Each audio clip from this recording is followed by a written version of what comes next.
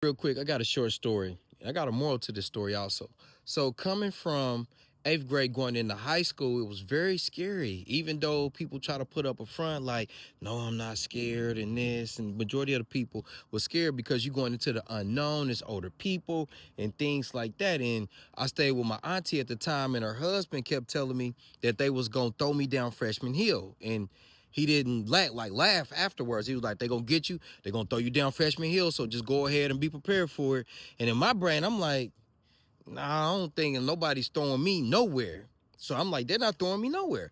So my plan was that the first person that tried me, no matter how big or small it was, I had to show everybody that I wasn't going to be picked on, even if I fought and got beat up.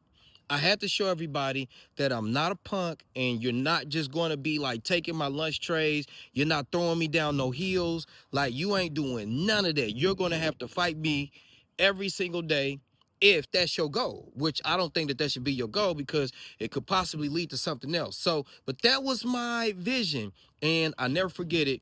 I remember when I went to lunch. We had tacos, never forget it. I got my tacos, set it down, went got me a strawberry crush. Y'all remember them strawberry crushes? I went got the strawberry crush, set the crush down, realized that I didn't have the taco sauce for the tacos, went back up there, my pop was gone. So it was like, is somebody trying to punk me? Is this the moment?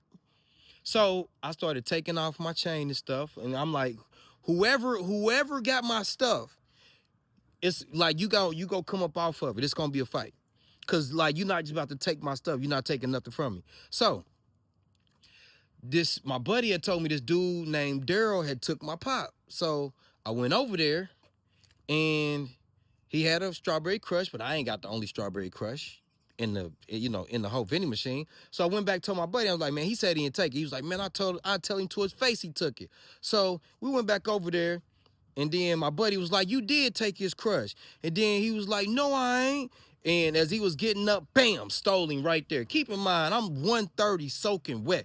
But I had to get the first hit because as long as I got the first hit, if I got beat up, they would at least call it a tie because they know I'm not a punk. Long story short, we ended up going to juvie hall, got in juvenile. My grandma came and got me, got chewed out by her, went back to school. It was like nobody else bothered me because they seen that you're not going to take anything, and even though he may be small, he could still fight. So the moral to the story is don't give up on yourself and don't let nobody take nothing from you. Always stand up for yourself.